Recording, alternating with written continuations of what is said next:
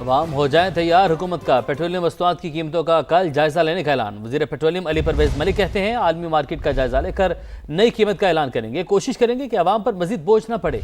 Senate की कायमा committee बराए खजाना में पेट्रोलियम वस्तुआत की कीमतें बढ़ाए जाने पर सख्त तनकीद। अरकान ने कहा हुकूमत ने गरीबों से पैसे लेकर अमीरों की जेब में डाल दिए। मजीद जानते हैं इस्लामाबाद से नुमाइंदा समा शकील अहमद हमारे साथ मौजूद हैं। शकील, बताएगा कमेटी में मजीद क्या कार्रवाई हुई? देखिए, सेनेट की कायमा कमेटी खजाना का इजलास हुआ जिसमें वफाकी वजीर खजाना मोहम्मद औरंगजेब और वजीर पेट्रोलियम अली परवेज मलिक ने वीडियो लिंक के जरिए शिरकत की, जबकि वजीर मुमलकत खजाना बिलाल कियानी मौजूद थे इजलास में। कमेटी चेयरमैन और अरकान ने पेट्रोलियम मसनूआत की कीमतों में हालिया 55 रुपये फी लीटर इजाफे पर गहरी तशवीश का इजहार किया और कहा कि निजी कंपनियों को फायदा पहुंचाया हुकूमत ने, जबकि अवाम पर ज्यादा बोझ डाल दिया गया है। और खदशा जाहिर किया कि पेट्रोलियम मसनूआत की कीमतें 500 रुपये फी लीटर पर जा सकती हैं, जिस पर वफाकी वज़रा ने कहा कि वज़ीर आज़म की ये वाज़ेह हिदायत है कि मजीद अवाम पर बोझ ना डाला जाए इजाफी। अगर इंटरनेशनल मार्केट में प्राइसेस मजीद बढ़ती हैं, चूँकि हर घंटे बाद $20 ऊपर या नीचे जा रही हैं प्राइसेस, तो अगर मजीद इजाफा होता है तो उसको ऑब्जर्व किया जाएगा। हुकूमत ये पास ऑन नहीं करेगी और कल पेट्रोलियम मसनूआत की जो कीमतें हैं उनका दोबारा जायजा लिया जाएगा और कोई फैसला किया जाएगा सूरत हाल को देखते हुए। लेकिन यह भी बताया गया कि सऊदी अरब पाकिस्तान की मदद कर रहा है, लेकिन वहां से ऑयल आने में 20 दिन लगते हैं। पहले ओमान आएगा और उसके बाद पाकिस्तान छोटे जहाज़ों पर वो फ्यूल जो है, ऑयल जो है वो शिफ्ट किया जाएगा। लेकिन ईरान से LPG की इंपोर्ट जारी है, लेकिन जो LNG है कतर से, उसकी सप्लाई तातुल का शिकार है। तो इंडिया और बांग्लादेश में उन्होंने रैशनिंग की है और जिसकी वजह से वहां पे हंगामे शुरू हुए हैं पेट्रोल पंप्स पर। लेकिन हुकूमत पाकिस्तान ने प्राइस बढ़ाकर सप्लाई लाइन जारी रखी है, क्योंकि निजी कंपनियां बिजनेस बंद कर देती अगर हम ये कीमत में इजाफा ना करते। अपडेट्स के लिए बहुत शुक्रिया। अब बात करें, वज़ीर आज़म शहबाज शरीफ सरकारी दौरे पर सऊदी अरब रवाना हो गए हैं। वज़ीर आज़म शहबाज शरीफ सऊदी वली अहद मोहम्मद बिन सलमान से मुलाकात करेंगे। खत्ते में जारी कशीदगी और इलाकाई सिक्योरिटी की सूरत हाल पर बात होगी। वज़ीर आज़म सऊदी वली अहद की दावत पर सऊदी अरब रवाना हुए हैं। अमरीकी अखबार न्यूयॉर्क टाइम्स की रिपोर्ट के मुताबिक सदर ट्रंप 31 मार्च से 2 अप्रैल तक चीन का दौरा करेंगे। व्हाइट हाउस का कहना है दौरा पहले से तयशुदा था। अखबार के मुताबिक मेज़बान मुल्क को नहीं मालूम कि सदर ट्रंप क्या चाहते हैं और किसी को नहीं मालूम ट्रंप किस इरादे से चीन जा रहे हैं। अमरीकी सदर ने दौरे के लिए अभी तक अमरीकी कारोबारी शख्सियात को भी मदऊ नहीं किया। मशरिक़ वस्ता में क़याम अमन की कोशिशें। वज़ीर आज़म एक रोज़ा दौरे पर सऊदी अरब रवाना। सऊदी वली अहद मोहम्मद बिन सलमान से मुलाकात शेड्यूल। खित्ते की मौजूदा सूरत हाल पर बातचीत होगी। और पेट्रोलियम मसनूआत के बाद दरामदी RLNG भी महंगी। ओगरा ने मार्च के लिए फी MM BTU कीमत में 622 रुपये का इजाफा कर दिया। ऑयल टैंकर्स और रिफाइनरीज पर हमलों के मईशत पर खौफनाक असरात। आलमी मंडी में खाम तेल की कीमतों में इजाफा। बरतानवी क्रूड 8.92% इजाफे के बाद $100 फी बैरल तक जा पहुंचा।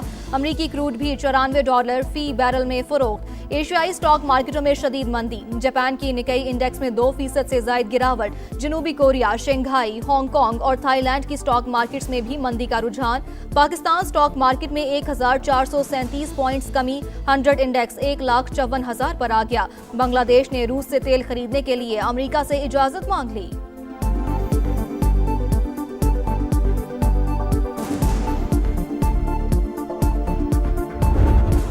मशरिक़ वस्ता में तेल बरदार जहाज़ों पर हमलों में इजाफा। इराक के करीब समंदर में 2 गैर मुल्की ऑयल टैंकर पर हमला। आग भड़क उठी। अमले का एक रुकन हलाक। 38 को बचा लिया गया। वाक़े के बाद इराक ने बंदरगाह पर ऑपरेशन बंद कर दिया। मुत्तहिदा अरब अमारात के करीब समंदर में कार्गो जहाज निशाना। बहरीन में ऑयल रिफाइनरी पर हमले।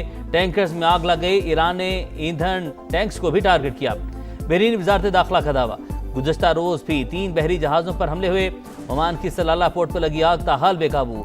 थाईलैंड का ईरानी सफीर को तलब करके एहतजाज।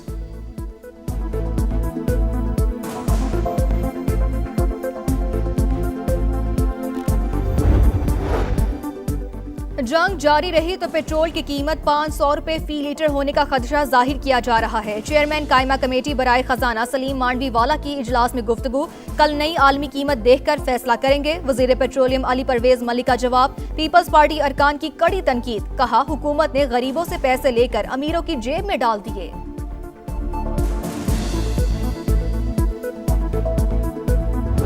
We've won. Let me say it, we've won.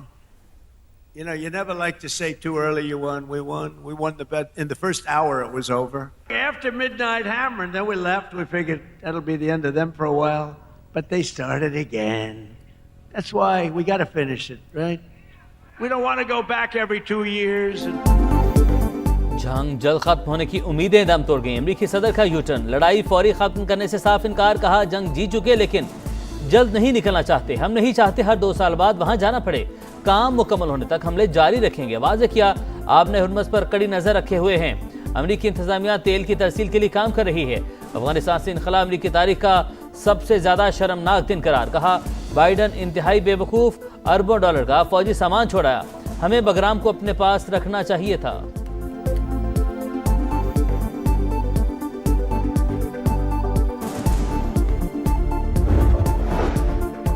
जहाजों को महफूज रास्ता देने के खोखले बयानात को सच ना समझा जाए। 2 जहाजों ने दावे को सच माना, इसलिए उन्हें पकड़ लिया। ईरानी नेवल चीफ का इंतबाह, तेल की फी बैरल कीमत $200 तक पहुंचने के लिए तैयार हो जाएं। आबनाए हुर्मुज़ में आने वाला हर जहाज और टैंकर हमारा जायज हदफ तस्वुर होगा। पासदाराने इनकलाब की धमकी। गूगल, अमेजॉन और माइक्रोसॉफ्ट समेत कई अमेरिकी टेक्नोलॉजी कंपनियां हदफ करार। हिजबुल्लाह के साथ मिलकर इसराइल पर वार। फौजी कमांड एंड कंट्रोल हेडक्वार्टर पर हमला। 24 घंटों में 179 अफराद जख्मी। जंग में अब तक 14 इसराइली शहरी हलाक, 2745 जख्मी हो चुके।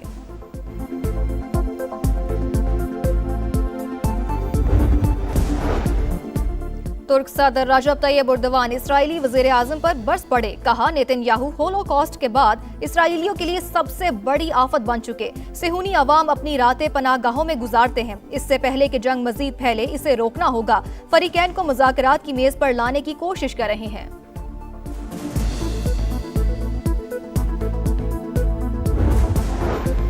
ईरान ट्रंप इंतजामिया के अंदाजों से कहीं ज्यादा तैयार था। ईरान ने खलीजी ममालिक पर 3000 से ज्यादा हमले किए। कम से कम 8 अमरीकी फौजी हलाक और दिफाई तंसीबात को नुकसान पहुंचा।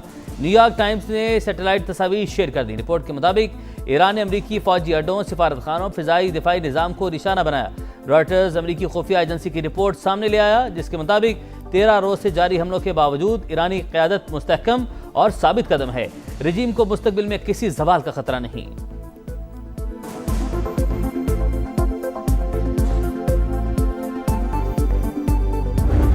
बानी पीटीआई की शिफा अस्पताल फौरी मुंतकिली की दरख्वास्त मुस्तरद कर दी गई। इस्लामाबाद हाई कोर्ट ने महफूज फैसला सुना दिया। इस्लामाबाद हाई कोर्ट का नया मेडिकल बोर्ड तश्कील देने का हुक्म। बानी के चेकअप के लिए चीफ कमिश्नर दें। अदालत ने बानी पीटीआई के तिबी महीने का हुक्म भी दे दिया। मजीद जानते हैं समा के नुमाइंदे शहजाद अहमद से। जी शहजाद, बताइएगा क्या तफसीलात हैं?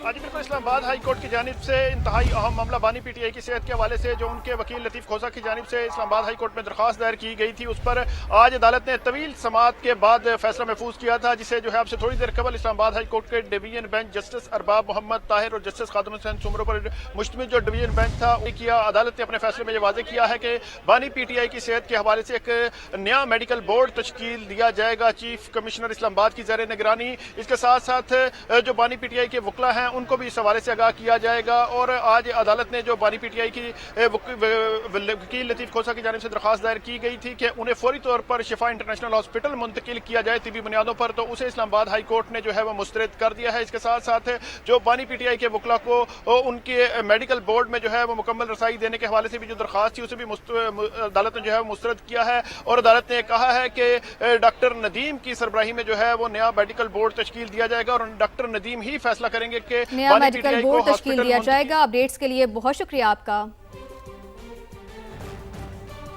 190 मिलियन पाउंड केस में बानी पीटीआई की सजा मौतली की दरखास्त। इस्लामाबाद हाई कोर्ट में दरखास्त 31 मार्च को समाअत के लिए मुकर्रर कर दी गई है। पीटीआई वकला को भी आगाह कर दिया गया है। जराए के मुताबिक ये बताया गया है 190 मिलियन पाउंड केस में बानी पीटीआई की सजा मौतली की दरखास्त इस्लामाबाद हाई कोर्ट में दरखास्त 31 मार्च को समाअत के लिए मुकर्रर कर दी गई है।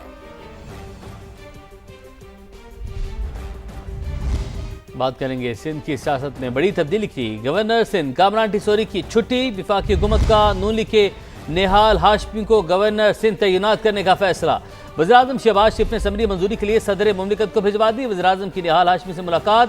गवर्नर सिंध तैनाती पर मुबारकबाद दी। मुलाकात में इसहाक डार, ख्वाजा आसिफ और राना सनाउल्लाह भी मौजूद थे। ईबान सदर से असम्बली की मंजूरी के बाद निहाल हाशमी MQM से ताल्लुक रखने वाले कामरान टिसोरी की जगह लेंगे।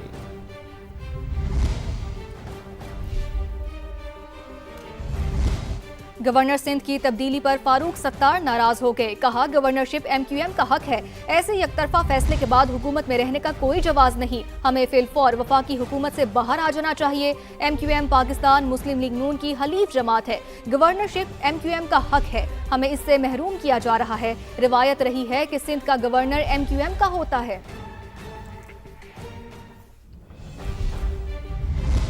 MQM के सेनेटर फैसल सब्जवारी कहते हैं, गवर्नर सिंध की तब्दीली पर हमारी जमात को एतमाद में नहीं लिया गया। गैर ज़रूरी कशीदगी नहीं चाहते। वज़ीर-ए-आज़म जो फैसले करते हैं उनकी कोई मंतिक होती होगी।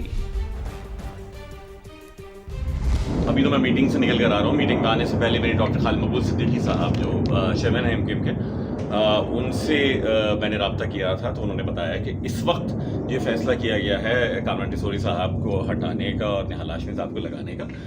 इस पर तो हमें इस वक्त एतमाद में नहीं लिया गया था। अब यकीनन अभी हम आपस में गुफ्तगू करेंगे और देखते हैं कि इसको किस तरीके से हमने डील करना है। आप समझते हैं इससे सियासी जो सूरत हाल है उसमें कोई कशीदगी वगैरह होगी? देखिए जी, अभी तो आलमी तौर के ऊपर कशीदगी है, अभी तो खत्ते में कशीदगी है। हम गैर ज़रूरी कशीदगी हम भी नहीं चाहते। वज़ीर-ए-आज़म साहब इस इत्तेहाद की MQM की बहुत एक अहम इत्तेहादी है। सो जो भी फैसला करें यकीनन उसमें कोई मंतक होगी, कोई दलील, कोई ज़रूरत होती होगी किसी भी फैसले में। मैं इसकी नहीं बात कर रहा। तो उसमें MQM से रब्ता पहले कदम उठाने से पहले हो जाए तो फिर ऐसे मामला ना हों कि जिस तरह मुझे अभी खालिद मकबूल सिद्दीकी साहब का बताना पड़ रहा है मौक़िफ़ के इस वक्त हमसे रब्ता नहीं किया गया। सिंध हुकूमत ने गवर्नर की तब्दीली को खुश आइंद करार दे दिया। सादिया जावेद कहती हैं कि वफाकी हुकूमत ने तयशुदा मुफाहमत पर अमल किया है। ये खुश आइंद इकदाम है। उनका मजीद क्या कहना है, जानते हैं नुमाइंदा समा हफीज़ बलोच से। जी हफीज़। बिल्कुल, वफाकी हुकूमत ने गवर्नर सिंध की तब्दीली का फैसला किया है। इस हवाले से तर्जुमान सिंध हुकूमत का क्या रद्द अमल है, सादिया जावेद हमारे साथ मौजूद हैं। ये पीपल्स पार्टी की प्रेशर की वजह से गवर्नर सिंध को हटाना वफाकी हुकूमत ने मुनासिब समझा या MQM के अंदरूनी इख्तलाफात की वजह से ही हुआ? आप क्या समझती हैं? जाहिर सी बात है, पाकिस्तान पीपल्स पार्टी और मुस्लिम लीग नून जब ये हुकूमत कायम हुई थी तो एक बाहमी रजामंदी या एक म्यूचुअल अंडरस्टैंडिंग हुई थी कि दो सूबों में गवर्नर जो है वो पाकिस्तान पीपल्स पार्टी के होंगे और दो सूबों में गवर्नर मुस्लिम लीग नून के होंगे। और हमारा ये दरीना मुतालबा था मुस्लिम लीग नून से कि वो इस फैसले को इम्प्लीमेंट करे। मुस्लिम लीग नून ने उस जो दो पॉलिटिकल पार्टीज़ के दरमियान अंडरस्टैंडिंग थी उस फैसले को इम्प्लीमेंट किया है।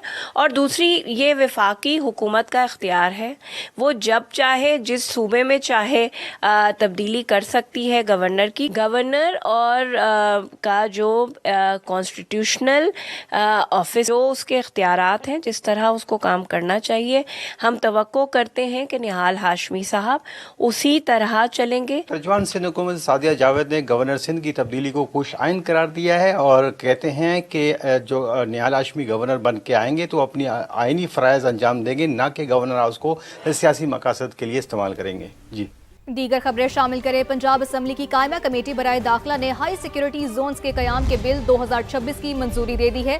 बिल के मुताबिक हाई सिक्योरिटी जोन में इज्तिमा करने पर 1 से 3 साल कैद और 5 लाख रुपए तक जुर्माना, जबकि गैर मुकर्ररा मुकाम पर जलसा करने पर 6 माह से 1 साल कैद और 3 लाख रुपए तक जुर्माना होगा। तफसीलात जानते हैं ब्यूरो चीफ समा लाहौर ज़िशान बख्श से। जी ज़िशान, आगाह कीजिएगा।